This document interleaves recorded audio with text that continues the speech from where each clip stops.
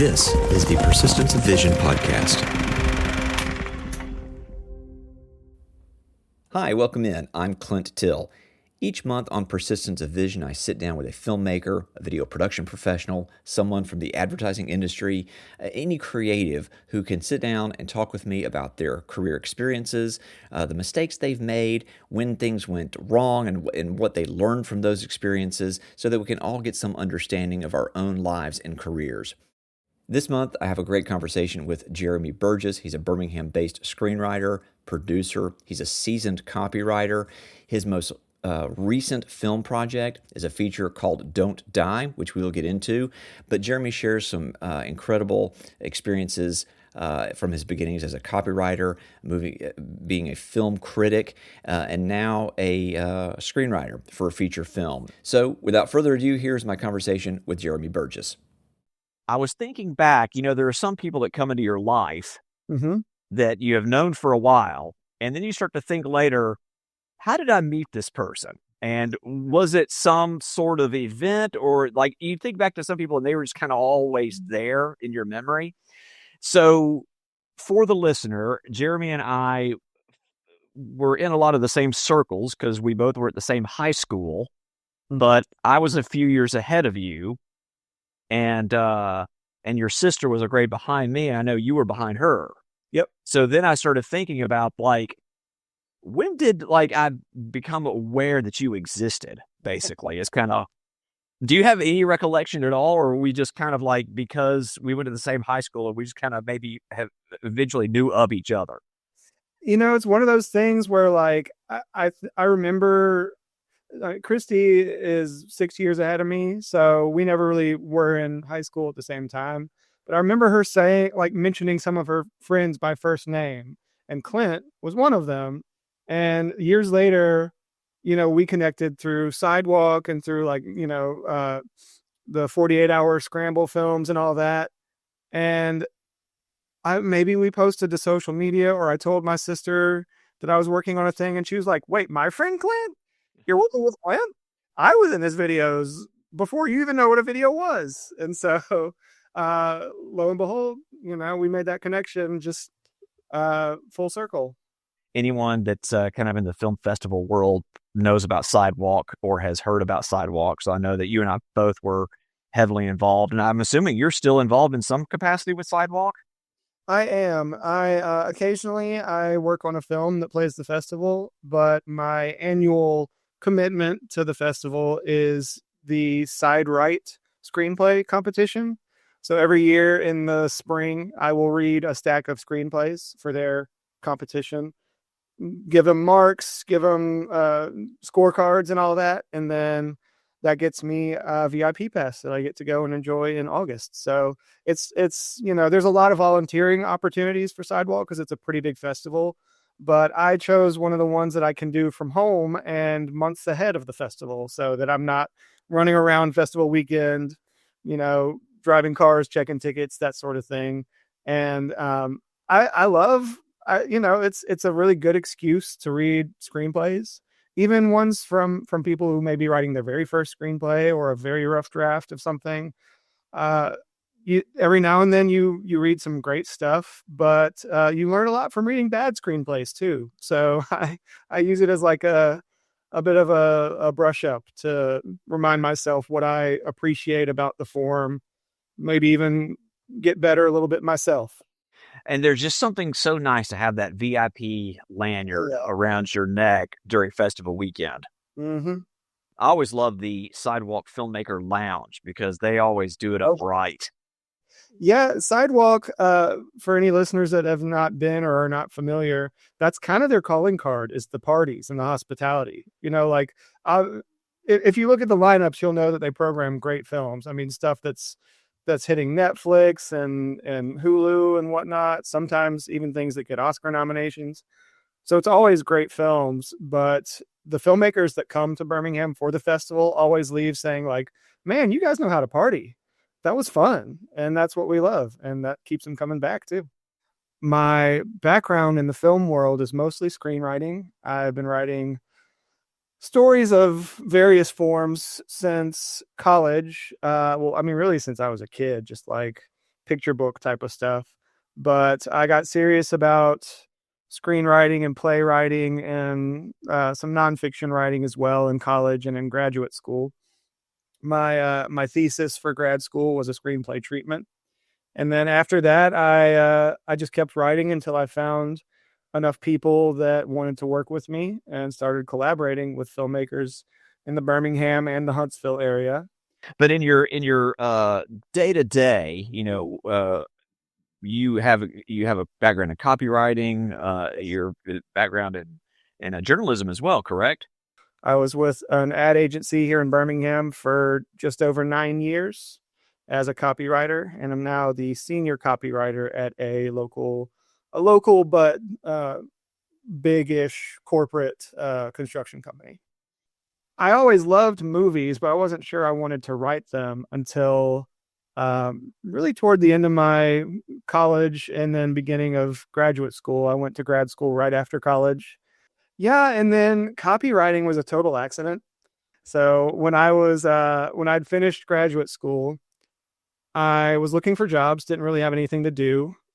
This was the fall of 2010, and that was the Cam Newton season at Auburn when he was the quarterback, the Heisman winner. No, we do not have to talk about that at all. Listen, ahead for Bama. We're gonna breeze on past that. I may even cut all of this out. You never know. Well, you may appreciate this though. When the whole scandal started to come together around Cam and the money and his father and Blinn College and Florida and all that, to me it felt Shakespearean. And so I said, someone should do like a Shakespeare parody of this whole Cam Newton situation. And every time I told someone that, they're like, no one's going to do this, dude. You should just do it. And so I took the text of Hamlet and turned it into Camlet. And since I didn't have a job, I was still searching. I had free time to just kind of like transcribe that text into the Cam Newton story, change the characters, just make it about the football situation as it was unfolding. And funnily enough, a friend of mine from college passed that. It was aggregated on a website that a friend of mine did some graphic design for. And a friend of mine passed that website along to one of the creative directors at a local ad agency that she was working for. And she called me one day and said, "Hey, have you ever considered copywriting?" And honestly, I was like, "What do you mean? Like legal stuff, like law school?" And she said, "No, like copyright, like writing for an ad agency, creative writing." And I never, like, maybe it's my fault that I didn't go to enough career day events at college or grad school, but I just never considered advertising. And then I brushed up on a little of it, started watching Mad Men, things like that.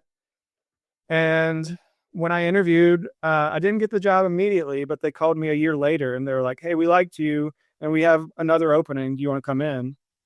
And I was like, "Yeah, absolutely. But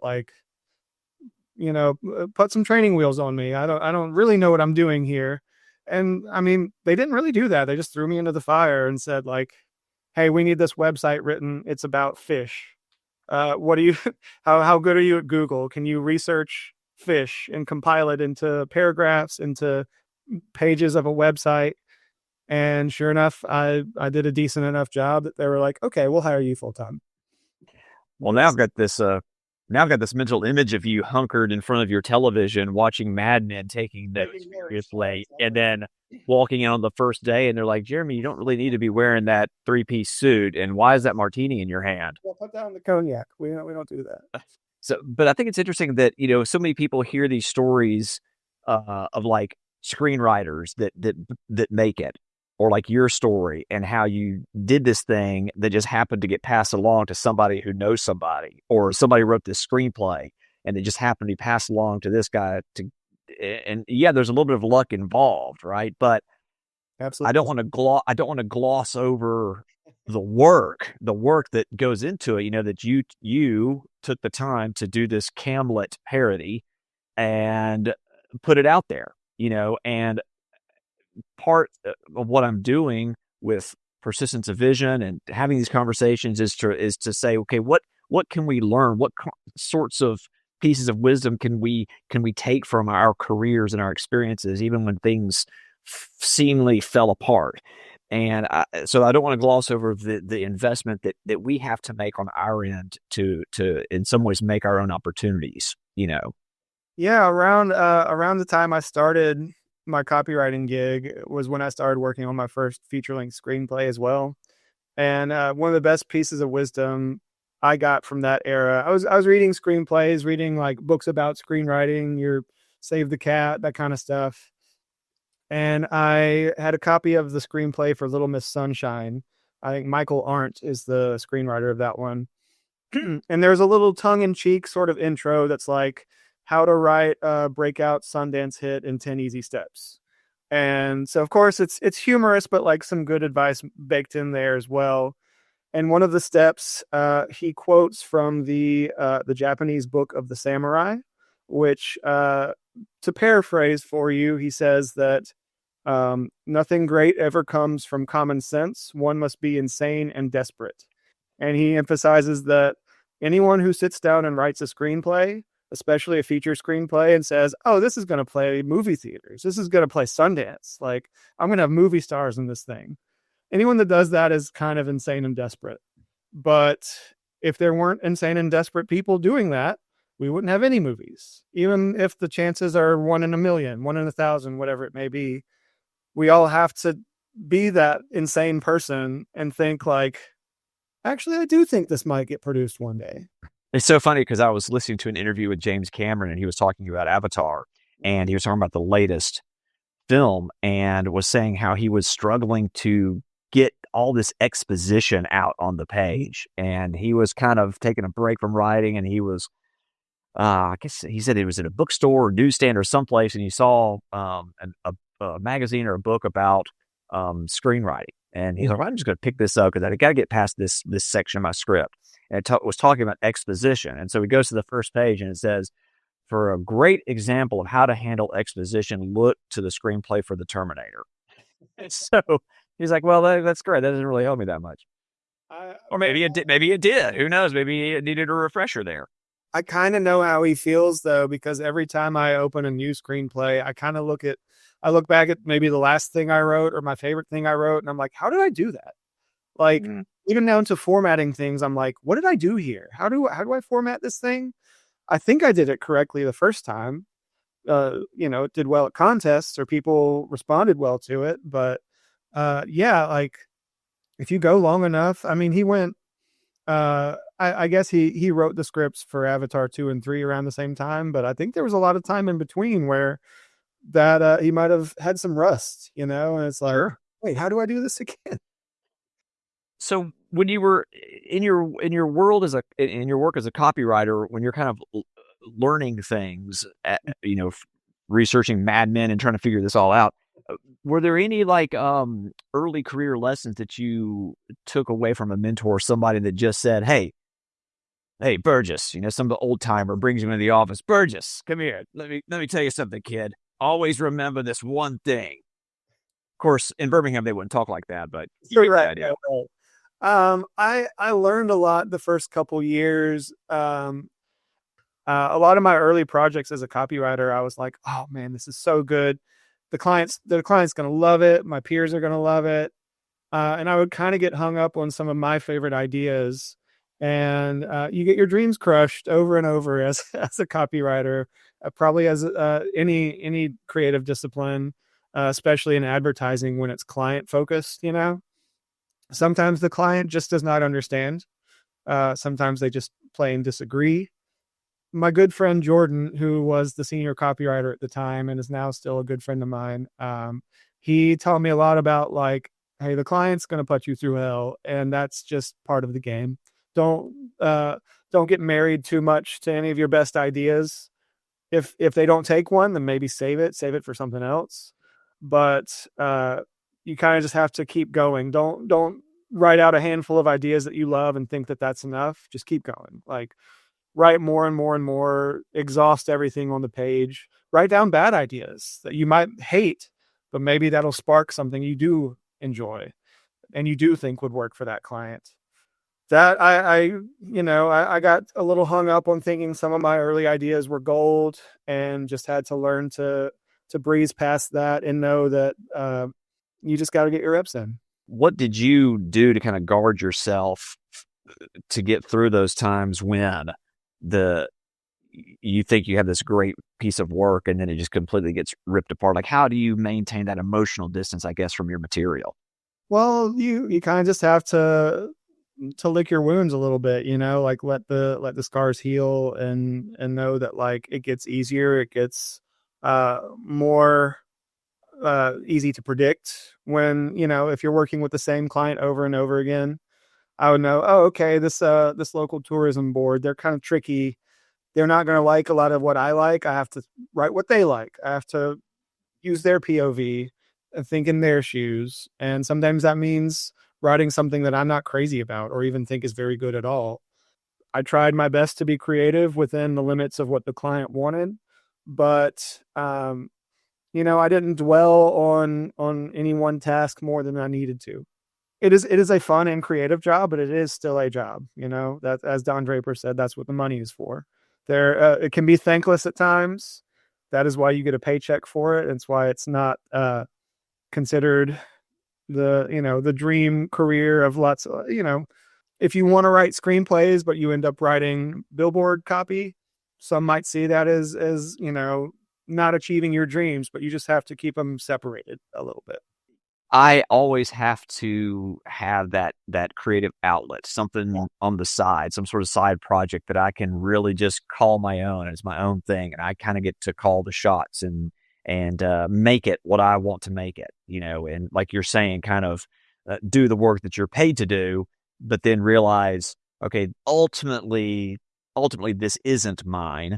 Mm-hmm. This is for this particular client or this particular need. So I'm going to leave it at that, and that it's never an attack on the individual person, creatively speaking. And I will say that early in my career, and I've talked about this a lot, but early when I was freelancing, one of my very first paid clients I landed when I was like 23 or 24 years old, just completely hated everything I delivered to him. And just, it was a miserable experience. But on the back end of that, I could look and say, oh yeah, this was hell, but it did make a better video in the end. Like it made me better. So I think that's what I've been trying to do in my middle aged chapter that I'm in is look back and see what have I learned from all of this. And so it's much as much therapy for me as it is for people that might be reading or listening to what I'm doing,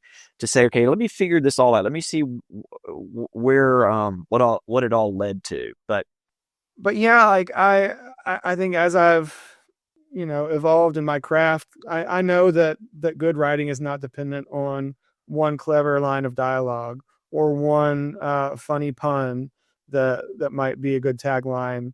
It's about bigger picture. How did your copywriting skill set kind of, does it inform your screenwriting skill set at all? Because I can imagine that there is some sense of like, okay, I know how to get to the point. I know how to really kind of streamline this moment in the script. I know how to lean on brevity when it calls for it. So I'm just curious, did that discipline inform the screenwriting discipline at all? Yeah, I mean, like my early screenwriting was like very dialogue heavy. I was watching Finchers and Tarantinos and stuff. Like every boy my era, every middle millennial grew up on that stuff. And I was like, the dialogue is the key. That's what moves this stuff forward. And the more that I worked on things like my copywriting as a profession, the more I was like, I don't know, that's kind of just the icing. I need more cake and less icing. And so, yeah, copywriting is all about the cake. It's all about like, you don't have a lot of room to convey this idea. And that's always what clients are asking, it's like, hey, we want to tell a story with this billboard. It's like, how do you tell a story with a billboard? People see it for maybe 4 seconds on the highway, but a really good billboard, you'll remember it, like, so every now and then I see like a 5 or 6 word billboard and I'm like, hey man, pretty good. Kudos to you, whoever you were.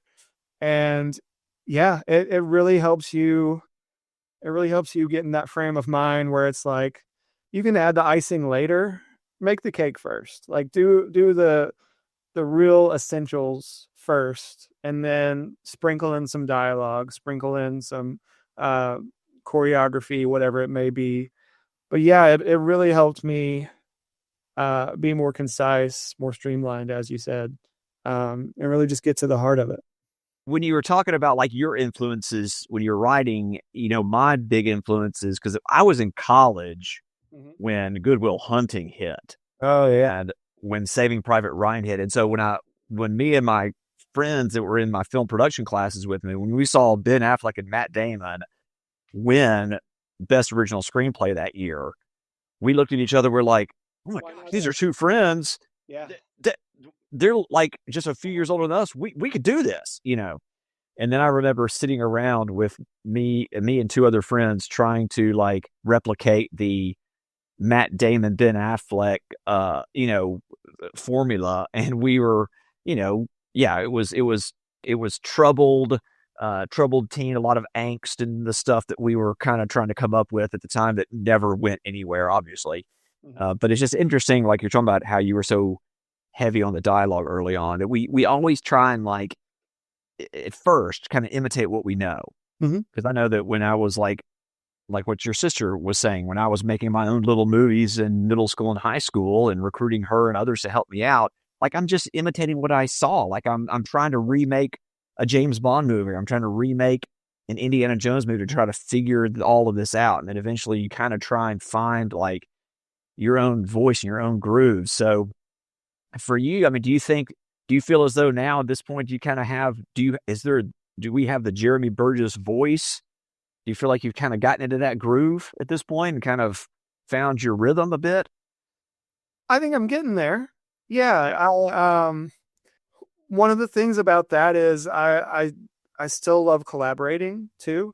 Like my director buddy, Ben Stark, and I, whenever I work with him on a screenplay, on a film, he doesn't always ask to like co-write 50% of the pages with me, but he always wants to be involved in the story, the world building, the outlining, fleshing out the characters.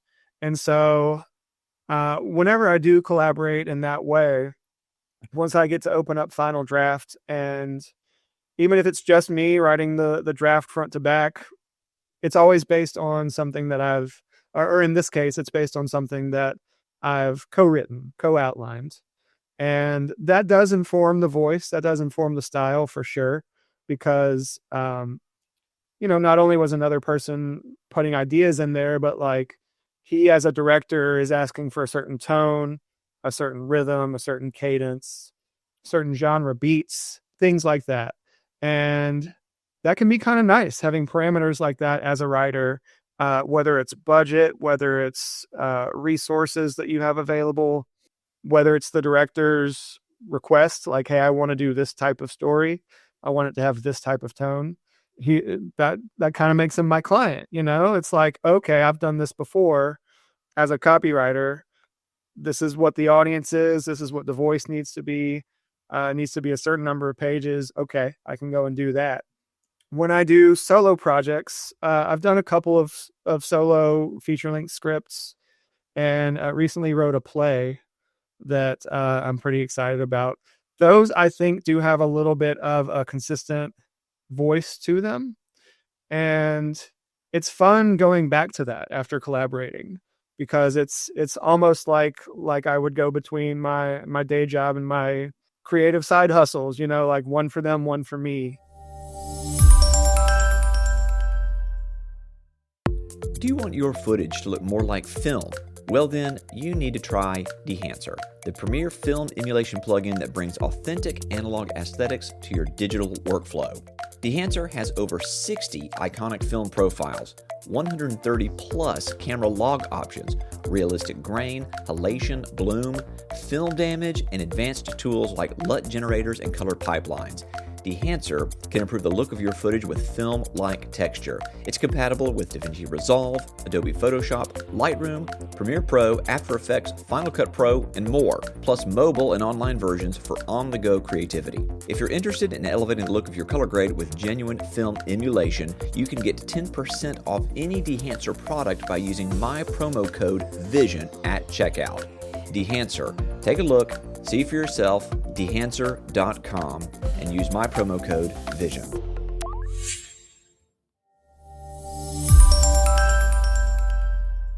Everyone does it a little bit differently, but what is your process as a writer when it comes to the outlining process, the kind of your day-to-day, like how much time are you putting in, like when you're really sitting down and getting into the script, like just getting the genesis of it, getting it on the page, outlining, and because I know everybody has their different system, and I enjoy talking to people to hear about what works for them.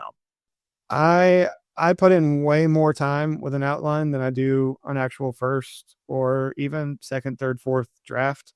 Honestly, I've tried to open up Final Draft and write without an outline and realize that I'm kind of helpless or scared or just unprepared generally to unlock the story or to move it forward or do what it needs to do. But whenever I do put in time, whether it's myself or a collaborator, the more thorough my outline is, the better my first draft is every time. Whenever I have a thorough outline, it's really like I'm doing a second draft when I open Final Draft. It is a much different format, but I am translating what I did in the outline. I get to focus on the fun, creative stuff. Like if I have that thorough outline, then I know what I need to write on the next 4 or 5 pages, but I don't know the flair that I need to put into it. I don't maybe know the best dialogue or the blocking or whatever narrative beats need to happen in that scene, other than the technical stuff that I've written before. And that's when it gets to unlock the fun stuff where it's like, oh, maybe they do say this funny line. Maybe here's a little bit of backgrounds that I can just drop in through dialogue or through wardrobe or whatever it may be. And it just makes it so much easier. So let's say you have an idea of where you kind of want to end up, like at your midpoint or end of Act 2 or whatever, So do you kind of put that little moment in your outline and just kind of have it there on the page and then kind of just fill in the blanks from there? Absolutely. Yeah. I mean, like if I'm fortunate enough to know where the story ends before I start doing the outline, I will skip ahead to scene 30 or 27 or whatever and say like, okay, here's where this character dies or where this double crossing is revealed or something like that. And sometimes it makes it harder to reverse engineer. Like, how do I get there? Sometimes ideas change. You may think what happens in scene 27. And then as you're reverse engineering it, you're like, wait, I have a better idea. Because I tried to reverse engineer to this thing. Maybe they don't die. Maybe there's not a double crossing. It's just really a way to get your ideas down, and you don't always need them. Sometimes they just lead you to the best idea. I did, though, like come to think of it, I have done the note card method before, handwriting note cards. Just putting them up on the wall. Yeah. Oh yeah. And I bought like a pack of different colored note cards where like the header was like a different colored stripe, and so Act 1 would be green, Act 2 would be yellow, Act 3 would be pink, something like that. And that was kind of a fun way to get organized, to write it out by hand, to force myself to be brief, like each card is a scene and I can only fit as much detail as a card will allow. And that way I'm just on to the next one. Ben and I actually, like we were trying to break a story for a feature and we were successful, thankfully. But we rented a cabin for 3 nights. And that was part of our process. We had like the big sheets of paper where we would jot down ideas. And then when we got to a point where we were outlining, we would take the note cards and go off and write on those. So that was a lot of handwriting at that point, just because we were both in the room together. And that made more sense in that moment. I'm interested in the dynamic of you and Ben working together as a writing team and that dynamic that comes with it, because I know that some writers have that. I don't. Like, I would love to find that person that is along my same wavelength, that likes the same things I do, that can really be a sounding board or whatever. So I'm kind of jealous in that regard a little bit that you and Ben have got this partnership to kind of churn this stuff out. So I'm curious how that dynamic works for you guys. Well, we originally just linked up via Twitter. He was a director looking for scripts. I was a screenwriter looking for directors. And pretty soon I think we did discover like, hey, this is a pretty good collaborative balance. Not just because we have similar taste, which we don't always agree, but we do like a lot of the same things and we want to make a lot of the same types of things. Similar taste, but complementary approaches to story. He comes from it with a director's POV. He likes to write, but it is not the main thing that he's seeking to do, the main task he's seeking to accomplish. And I am writing from like pure story beats, narrative structure, basic plot points, things like that. And he will often write visually, and he will often write with blocking in mind, or he will write with a camera move in mind. And so, yeah, that's a good place where we meet in the middle is like, oh, I didn't think of what the scene would look like visually. I was just thinking of what needs to happen in it. I was thinking what the characters need to do, how the story needs to be moved along. And he will come in and be like, yeah, but here's what they need to be looking at. Here's what the audience is going to like connect with the film grammar of it. It has led to some good collaborative work because we understand each other's POV and try to like write to set up each other to contribute what we know to a story. Okay, Jeremy, this is a safe space, so that's all great and that's all well and good. Oh, he's so great to work with. Okay, I know there's going to be some conflict and some butting of heads from time to time. So now I'm not asking for details, obviously, but I do want the listener to kind of understand, like, okay, maybe they're in a similar situation and they're and I know I've been there, at a creative impasse. Like if I'm working on an edit and a creative director isn't liking the direction I'm going, but I feel strongly about it. Like those creative conflicts, we come in contact with those all the time. So just curious, like when you and Ben come to a stalemate in a way, like, is there a situation where A, that's happened, and maybe B, what advice might you give for people to kind of work through something like that? But yeah, when you're going through an outline, it's easy to say like, well, this is what it needs to be. And it's harder to unpack that and say like why I think this is what it needs to be. And usually when we do that, we keep our cool. We're like, okay, we're going to come to an obstacle eventually. Why do you think it needs to go in this direction? Why do I think it needs to go in this direction? Ben's very good at articulating his bigger picture. He always has a bigger picture. Like it's a jungle in his brain, but he knows how to communicate it and help me get up to speed. It's oftentimes me just not understanding what he wants from a story, what his vision is pertaining to the story, pertaining to the narrative structure or whatever it may be. And sometimes with me, it's just like, I think that this is the right creative decision based on these 2-3 things. And sometimes I convince him, sometimes he convinces me, but we know we have to pick our battles, like if it's something that we're not going to die on a hill about, it's like, okay, we'll try it Ben's way. We'll write a draft. If it's something that really nags at me later on, I'll bring it up again and be like, I tried it your way. It's still not working for me. And here's why. And here's what I think we should do. Yeah, I would definitely come to the writing process from a visual perspective, like you said, Ben does, because I'm always looking for dialogue to take out and things to cut.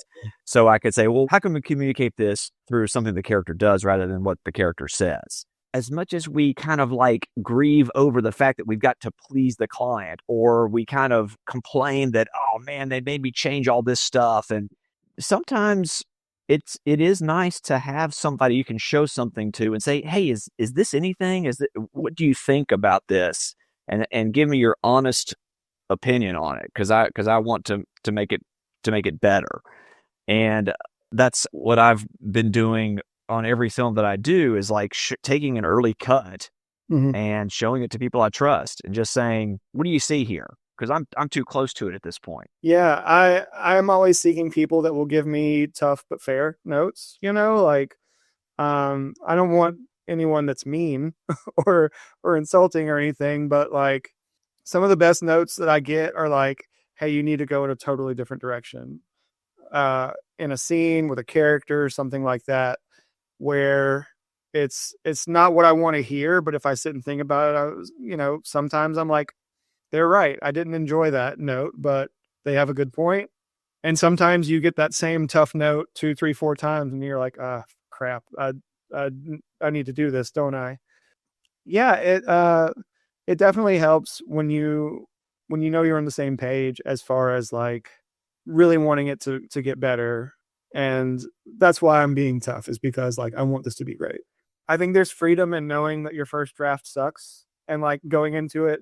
I'm often too guilty of being like, man, my first draft's pretty good. And having to remind myself like, hey buddy, it probably isn't. It's a first draft.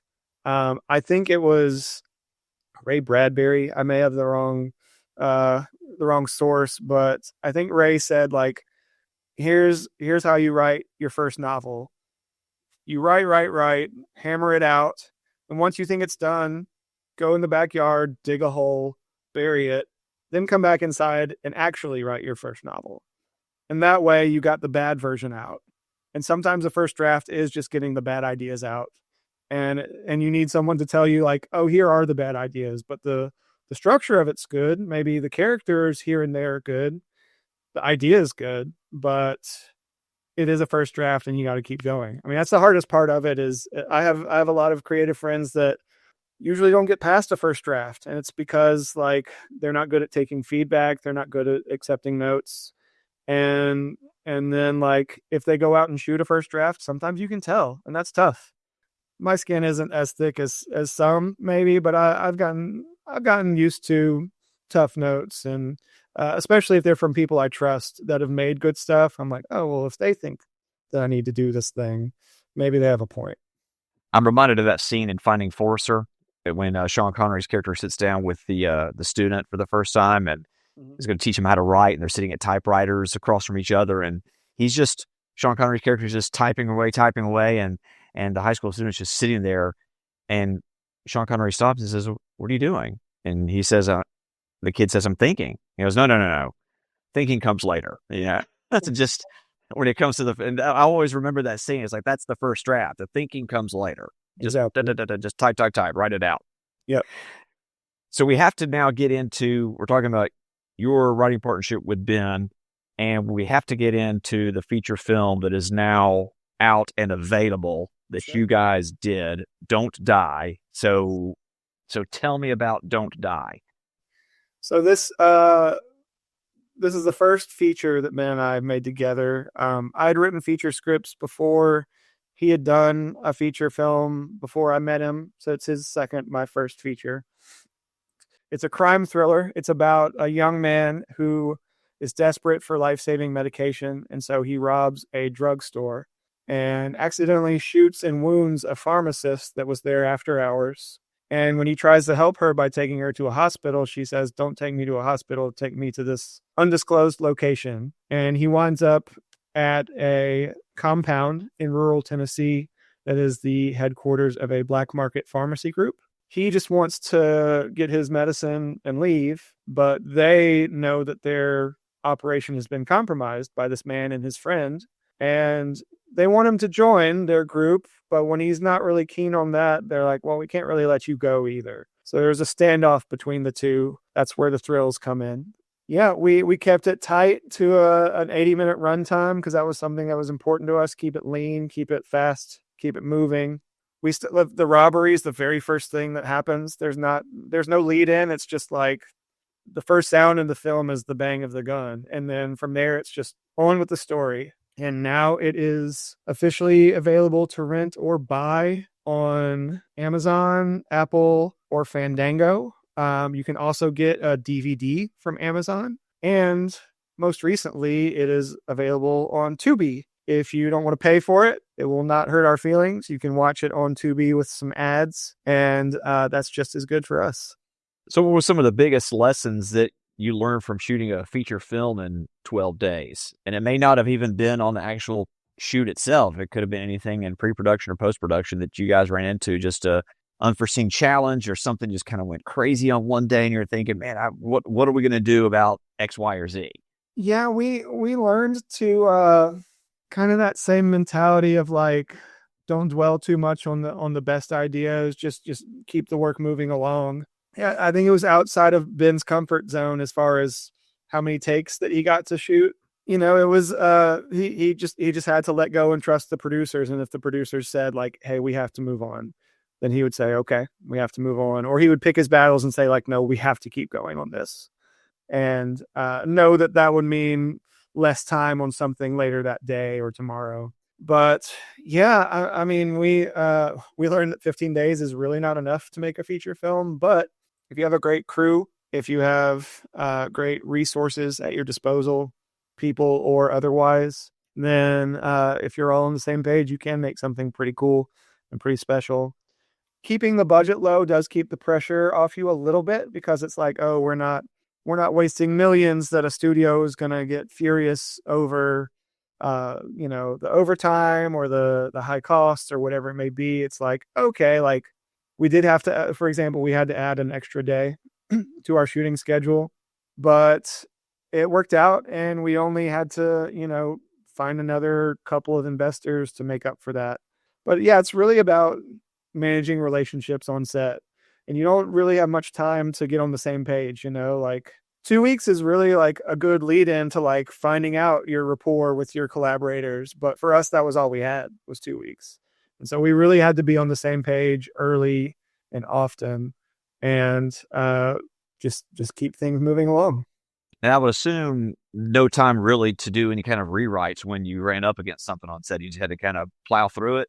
That was maybe the biggest thing for me was learning to not be precious about what was on the page, knowing that collaboration would lead to picking up the pace. Like if something wasn't working for one of our actors, they would come talk to me and they would say like, hey, what if I tried it this way?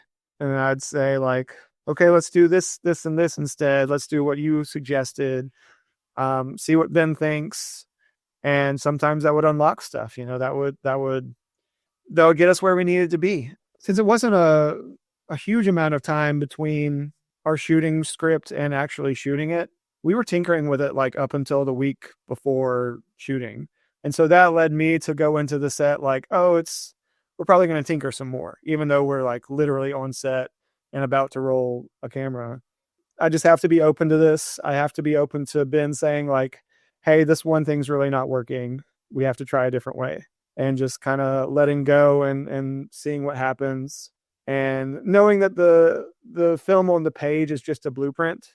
It's never going to be the finished product. Things will change. Sometimes things I'm not comfortable with, but I learned to just adapt and to kind of lean on the people that had been there before and knew what they were doing. So what was, I guess, your proudest moment, maybe working on Don't Die, and then maybe the moment that gave you the most difficulty, if there's anything that really pops to mind? I was really, really proud of this one thing, and then maybe, man, this is when I felt at my lowest, during this process, where I thought to myself, this is not going to get done. Well, I think the biggest challenge for us on a shoestring budget was effects. We tried to keep the story pretty light on effects, like combat or blood or whatever it may be. But we did have a few scenes of that in the script, and sometimes that's really tough when you only have a few takes, when you have limited time. Sometimes it really takes a few tries to get those scenes right. And we got everything we needed, but it did not always go as smoothly as we hoped it would, whether that was like blood or just like two people in combat or things like that. So that was a challenge for sure. But I think the thing that I'm most proud of, which is a little unorthodox, but I read somewhere in a book of screenwriting advice to leave animals out of your script, which makes sense. Animals don't speak English. They don't take direction, can be generally very hard to work with. And so we wrote a scene in the script with a cow. And we wrote that because our friend's hunting property, on the opposite end of their house on the hunting property, was a ranch that they rented to a cattle farmer. And so when we were scouting that out, we saw the barn with all his cows. And I thought, man, it'd be so cool if we got the cows into the screenplay. And I wrote a scene with a cow where our lead character puts an ear tag onto a cow's ear. I think in the back of my mind, I was like, there's no way this is actually going to make it. We're going to have to cut this. It's a cow. Like, what are we going to do with a cow? But we hired a cattle wrangler, and he really knew what he was doing. And there was a moment where the take that actually ended up in the film, it was as if the cow knew the line of dialogue before and reacted in a way where it was as if like she just knew what her cue was, what action she needed to be taking. And it worked out so perfectly that I was just like in the background pumping my fist like the cow did it. She nailed it. So I was really happy with how that turned out. I heard you speak on a panel at the Magnolia Film Festival a couple of years ago, and we bumped into each other then. And you were just on a panel about producing an independent feature, talking about Don't Die. I can't remember if you guys maybe were in post-production at that time, trying to kind of get it across the finish line. But as you think about now that you're kind of on the other side of it completely, maybe what advice might you give to aspiring writers that are maybe embarking on their first feature? The main thesis of that presentation for me was to kind of dispel. I think that it's common advice for novel writers or maybe nonfiction writers to write what you know. And to an extent, that does make sense and will help you. But I kind of threw that out and said to write what you have. And the main thing that I pass along from our experience is that we started with a tangible thing. We started with a resource. We didn't just open up a Word document and say, like, what could this story be about? We had to start with some sort of parameter. And for us, that was a piece of land. It was a location that actually wound up looking like 3 different locations because it was pretty vast. It had different looks to it. Anything like that you can start with when you're coming up with your story is going to help you because you already are like one step into the process. You already know where it's going to be, or, you know, you might have like a really nice samurai sword that's an antique or something like that. Write around that, use that. So I always tell people to write with what you have rather than just writing what you know. And obviously your love of film has led you to your newsletter on Substack at some point where you write Dust on the VCR, which is, how do you pitch Dust on the VCR? Tell us about that. Sure. So the tagline I have there is conversations on 20th century cinema and slightly beyond. I was watching too many new movies, and there were all these classics, all these older films that I just hadn't seen and wasn't thinking about, wasn't putting enough time into because I was so obsessed with seeing all the new stuff, seeing all the things in theaters. And I was like, I'm going to give myself a project where like I force myself to go back and watch some of these blind spots or rewatch older things that I haven't seen in a long time. And everyone's out here writing about new movies. You know, if I was just like, you know, Heidi Ho, I'm a film critic, I'm going to write about what's at the box office right now. There's, you know, thousands of people doing that. A lot of them are really good at it. I didn't really want to be competing with them. So I said, okay, I'll just write about the old stuff. Anything that could have been or was released on VHS. It can be exhausting at times, but it's also very rewarding. And not only have I seen some great movies, but the paid subscribers, I take all those dollars at the end of the year and just distribute them to film causes, whether that's an independent theater that needs some help or a crowdfunding campaign that has enticed me in some way, or a merchandise company and give gift cards away, things like that. So yeah, it's just been a fun way to share my love of film with other people and get them a little bit more excited about film in different ways. Is there anything that's currently inspiring you? Like what have you really been thinking about lately? So I mentioned that I did just write my first feature-length play, and I've been really into the theater lately. I don't know, like in the age of the big AI threat, when movies are looking more and more like digital slop, I think that there's something that's just really inspiring me about the tactility of live theater. You know, like I hope that if things do get worse for cinema in terms of the AI influence, that maybe the scales will balance with a little bit of a return to live theater, and maybe that will have like a mini boom. And there's something that's just really thrilling and inspiring about that.